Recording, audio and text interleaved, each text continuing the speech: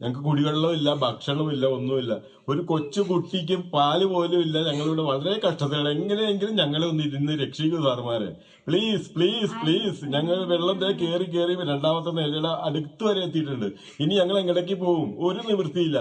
എന്തെങ്കിലും ചെയ്ത് ഞങ്ങളെ ഒന്ന് പുറത്താക്കി തരും. ഏതെങ്കിലും കരഭൂമിയിലേക്ക് ഞങ്ങളെ ഒന്ന് ആക്കി തന്നാൽ മതി please.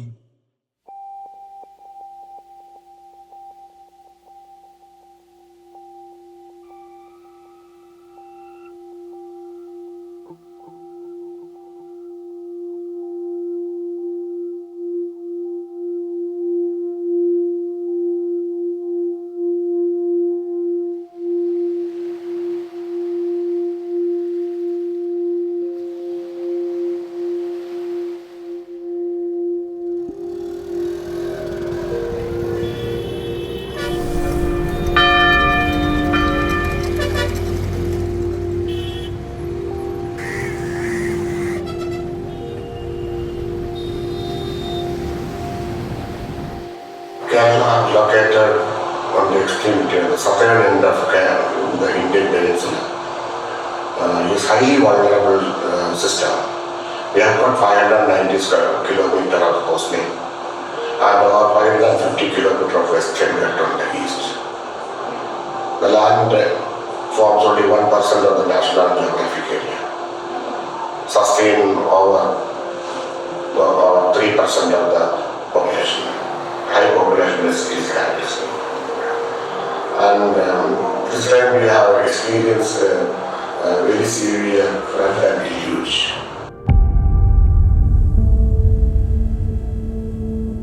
Along with northeast India, Kerala receives some of India's highest rainfall during the monsoon season.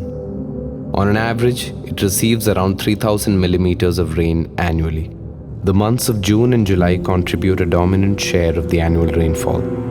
However, the year 2018 saw an unprecedented downpour in Kerala that eventually turned to horrendous floods, causing destruction all over the state. This flood has happened in August. Now, if you look at the general receipt of rainfall in Kerala, historically, we normally get rainfall in the month of June and July. And the probability of getting an extreme rainfall of this kind in the month of August is very limited. 13 out of 14 districts in the state were severely flooded. According to the Indian Meteorological Department, 2,346.3 millimeters of rainfall was received, which was about 42% above normal. It was an unexpected turn that was forever marked in Kerala's history. No one realized that it was going to change the land and its people for the worst. The most surprising fact was that nobody was prepared to face the sudden, violent turn. I simply don't attribute it to our human interventions and due to human action. But definitely, human errors are there, but it is also linked to the climate change.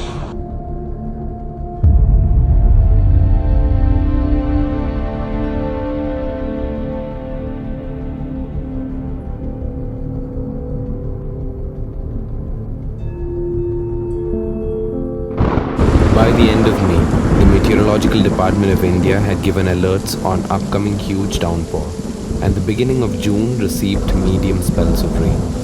It was a reminder for taking decisions to release water from dams that were almost full when the rains had subsided in July, but all had gone unheeded.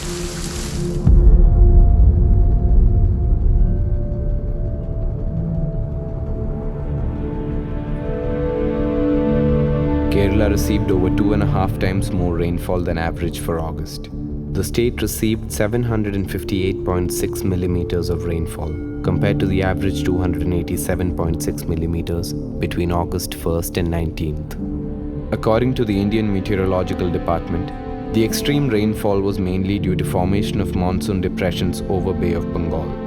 The west-northwestern movement of the depression over coastal Odisha and neighborhood pull in the moist southwest monsoon winds, increasing their speed.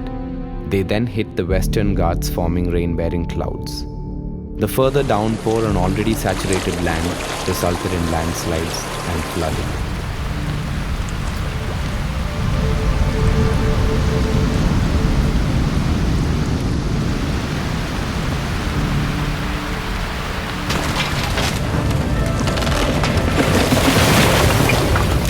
On August 1st, all the dams in Idukki district reached their maximum level.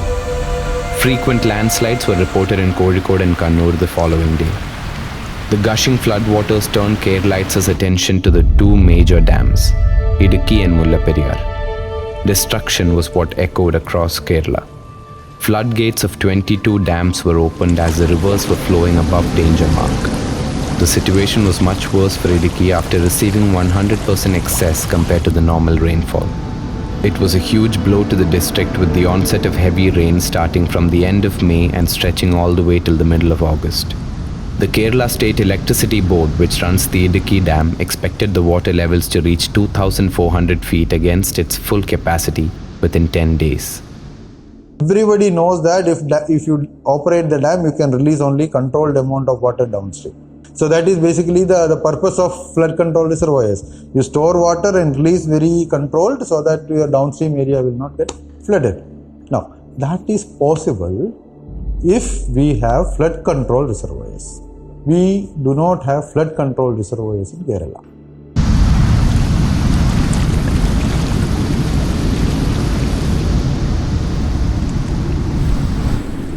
So this time what happened is that during the southeast monsoon itself, the water level started rising, and by almost July 26 we reached to a level of orange alert. After that, on 9th August itself, after the 8th big natural calamity incidents, on 9th August itself we had to open the dam. So it was a decision to open the dam. So suddenly we have to evacuate people from all the low-lying areas to ensure that all the people are safe. Hello, evident.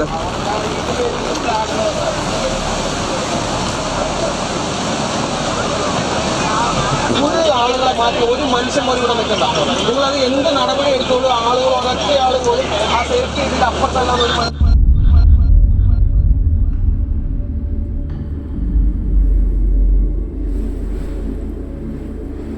We received in the late night, we received the first set of calls from Wayanad saying that there has been landslides and we would require external help. So at 2:38 a.m. on the early morning of 9th, we requisitioned HADR assistance from NDRF, from Army, from Air Force, from Coast Guard, from Navy. So it was a series of letters starting at 2:38 until noon. In the morning hours, Honorable Chief Minister directly, who is also our chairman, he directly took the first review of this unfolding catastrophe. And by August 9th, 10th, we already had requested for all aid possible from central responding forces.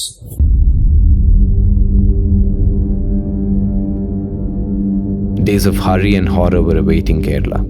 Nobody was prepared, perhaps even not willing, to face a sudden movement from their homeland. In Idukki, heavy rains forced the district administration to make a public loudspeaker announcement, urging people to move to safer places. Isolated landslips were reported. The hill district of Wayanad was isolated with the flooding of Panamaram River and its tributaries. Close to 300 families were shifted to relief camps. Each district began to slip into turmoil, with the weather conditions worsening day by day. The unprecedented opening of dam shutters added to the already aggravated situation. With the shutters of Cherutoni Dam and Banasura Sagar Reservoir raised, alerts were sounded in Idukki and Wayanad districts. Situation turned chaotic in Palakkad with the opening of Malambura Dam. Plans to disband relief camps were spoiled in Kannur.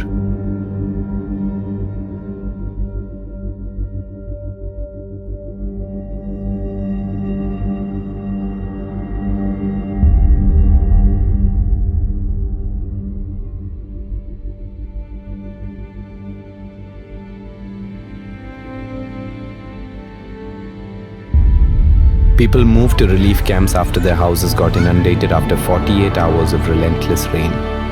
All their life savings were washed away. Tons of electronic items like TVs and refrigerators, valuable documents including ration cards and Aadhaar cards were taken away by the turbid waters. However, when everyone set off to help in true humanitarian spirit, what glistened was brotherly love. Once we came to know that the dams were getting overburdened with the heavy rainfall, we got intimation from the district administration that we need to start sending supplies to places like Wayanad.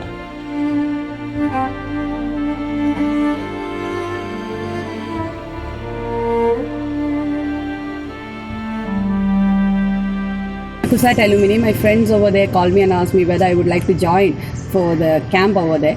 So I had no choice other than saying a yes, because my fellow beings are being affected. So I need to support them. So that is the reason why I went there. So what my expectation was around 200 people will be coming. So we just have to provide certain things. It started off with the 200 people but ended up in 2,000 people, accommodating 2,000 people over there.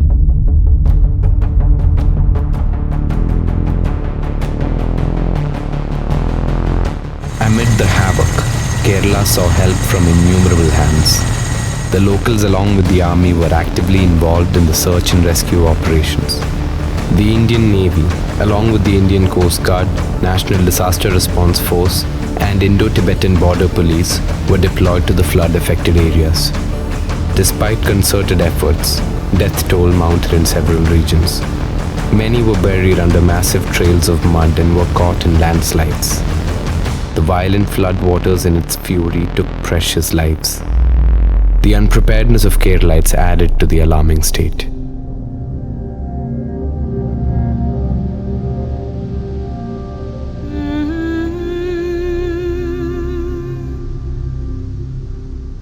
Kerala was in turmoil, and many could do nothing but helplessly watch the waters rise. The situation became extremely tense, such that the number of lives lost in 1 week was 324. പിറ്റേന്ന് രാവിലെയാണ് പോലീസും കുറേ ടീമും ഇവരൊക്കെ വന്ന് അമ്മന് ഏട്ടനും ഇവരൊക്കെ കിട്ടിയത്. അതെന്ന് പറഞ്ഞാൽ നമുക്ക് പറയാം, ഫസ്റ്റിലായിട്ട് മരിച്ച നിലയിലാണ് നമ്മൾ കണ്ടത്. പിന്നെ ഇപ്പം പറഞ്ഞാൽ പിന്നെ ഒന്നും ഓർക്കാൻ നമ്മളൊരു കഴിയില്ല, ആ ഒരു രീതിയിലുള്ള.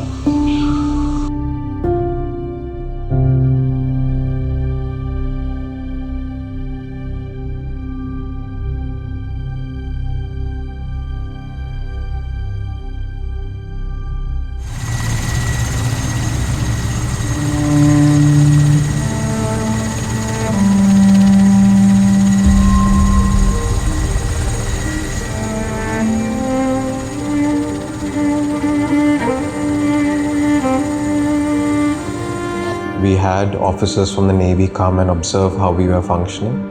We also had a lot of Navy cadets come and volunteer for us. And they approached us and said they had an emergency requirement of 10,000 units of relief materials. Because all the areas were flooded and we were not able to send any items, relief items via the roads, the only option was to airlift the relief materials and then drop them in the designated areas. This was basically a survival kit for all those families to survive maybe 2 days to 1 week. It was a red alert for action. The waters were rising, worsening the condition. With the ground floor of the house completely underwater, many people climbed on rooftops. Many took to social media to spread messages of help.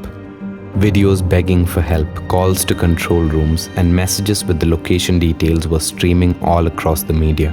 Even relatives and family of those stranded pleaded for help to be sent. Such was the state Kerala was in.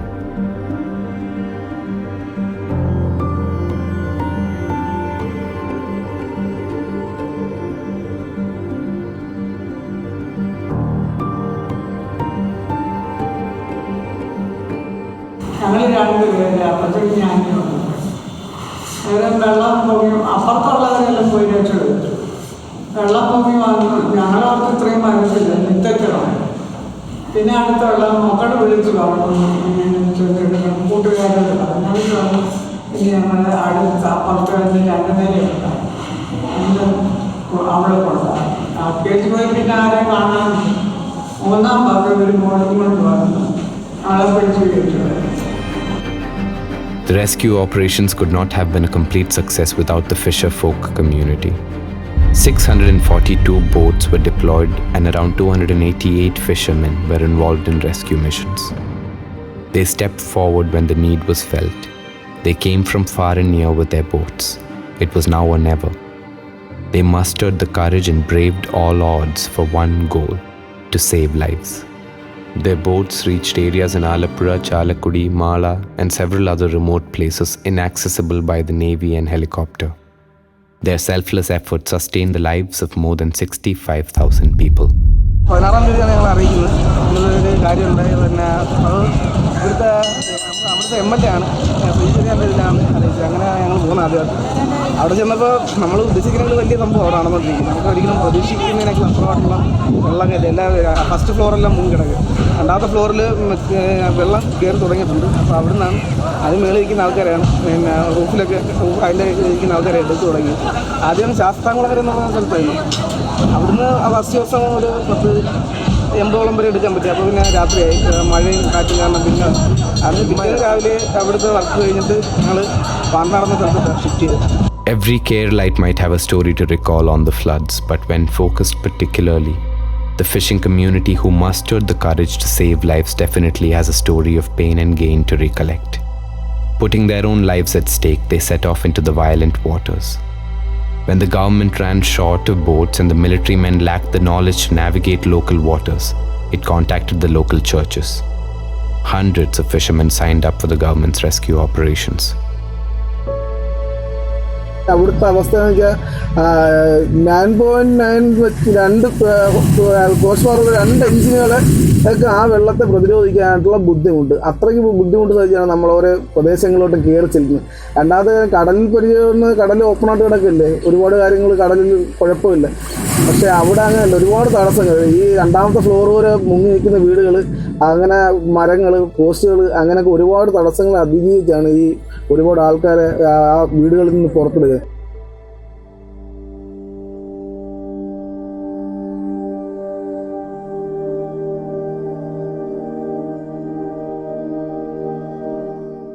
Social networking sites like Facebook and WhatsApp turned powerful weapons in the hands of many.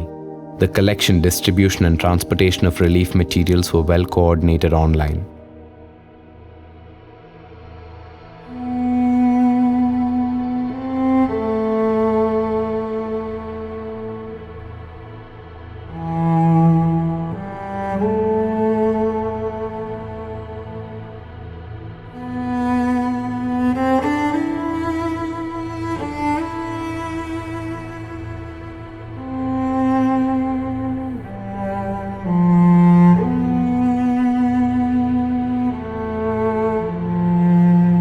അത് കഴിഞ്ഞിട്ട് ഇനി ഞങ്ങൾക്ക് ജീവിതം വഴിമുട്ടി നിൽക്കുക.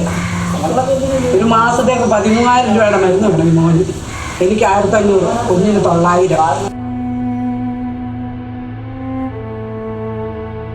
ആരെങ്കിലും സഹായിക്കാൻ സന്നദ്ധരുള്ളവർ തന്നെങ്കിൽ മാത്രമേ ഞങ്ങൾക്ക് ജീവിക്കാൻ ഒരു മാർഗമുള്ളൂ.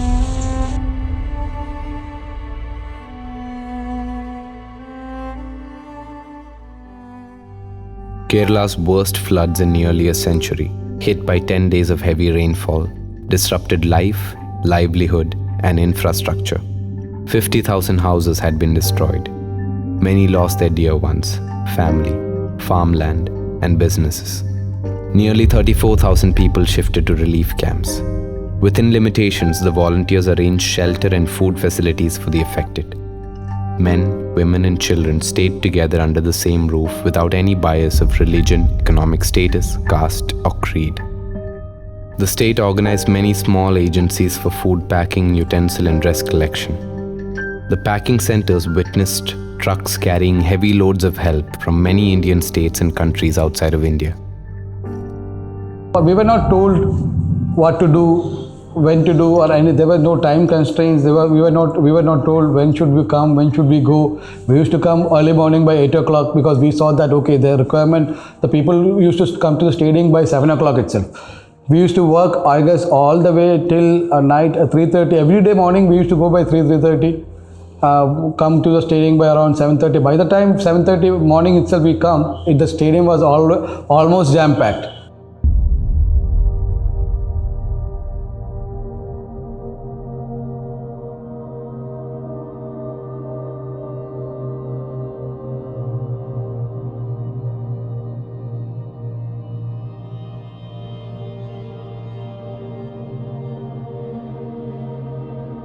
The damages recorded call out the extent of floods that hit the land.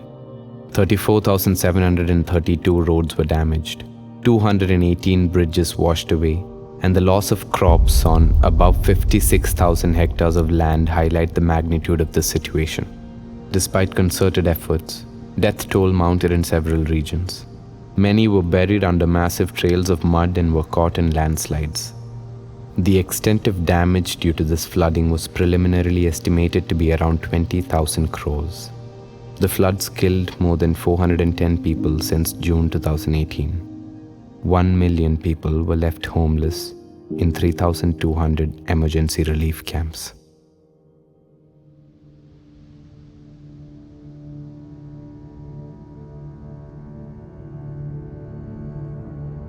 The floodwaters receded and slowly people got back to their homes.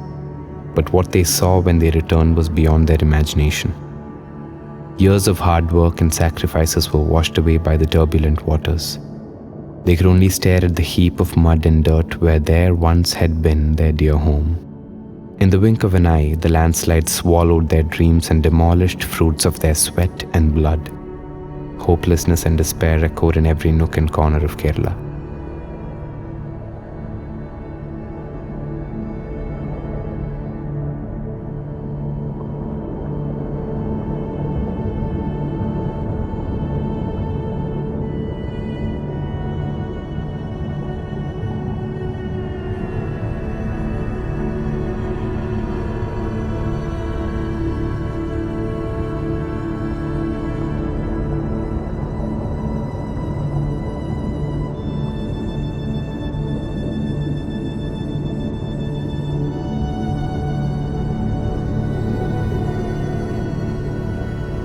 Though taken aback by the terrible mishap, it did not take long for Kerala to resurrect from the ashes. It was not religion, caste, or status that mattered, but humans. Humanity was what drove people. People from beyond borders reached out to Kerala. Gradually, people joined hands to rebuild their homeland. The cleaning processes took off. People toiled for each other. This hard labor that continued for weeks and months was accelerated when the government backed them up. United we stood and braved the disaster.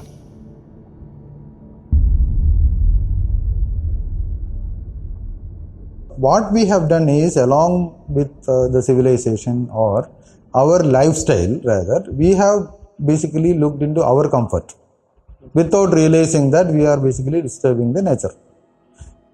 There should be a compromise. You cannot live without development, for sure. You cannot live now without technology. But then, at the same time, the amount of disturbance you are giving to the nature should also be under a control. I don't mean to say it should not be done at all, it should be under control. So that, you are drawing a compromise between the development as the destruction of the nature.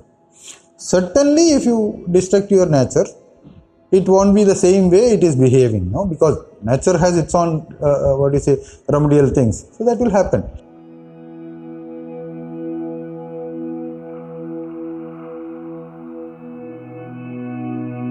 The lack of interconnected sewers increased the possibility of floods in the urban settlements. In rural areas, it was the obstruction over the runoff's natural flow path. Natural wetlands were filled, causing water rise in many low-level regions. Studies show that if a natural runoff path's meanders are encroached, then the pressure in the adjoining runoff path will be higher than its capacity. This led to shore flooding in most of the areas in the state. The lack of time-bound activities in the prediction of rainfall was also evident during the flood. Precision in weather forecasting forges an easier path to future planning. This ensures that technology is being used for people, not consumed by them. Development is when growth goes hand in hand with nature, the sustainable way of development. Climate change is a global phenomenon. It is predicted that present level the temperature is rising over 1.5 degrees centigrade. In 2015, during the French during the Paris Agreement, it was decided that we should take very immediate action, very serious action, wherein the concentration of carbon dioxide is kept to below level so that the temperature level do not go about 2 degrees centigrade by 2050. But recent information revealed by the IPCC is that the carbon dioxide concentration has gone up to over 410 ppm. That means we are inching at the level of above 1.5 degrees temperature rise.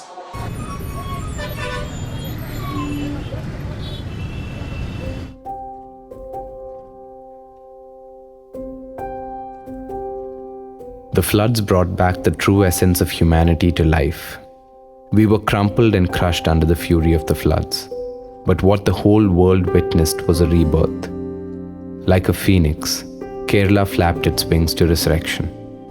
We showed the world that if we stand together, even the mightiest can be defeated. But one shouldn't forget the destruction Kerala faced. What one sows, he will reap. We've sowed the seeds of damage in nature's heart and reaped the harvest of chaos. See that your actions never put nature at peril.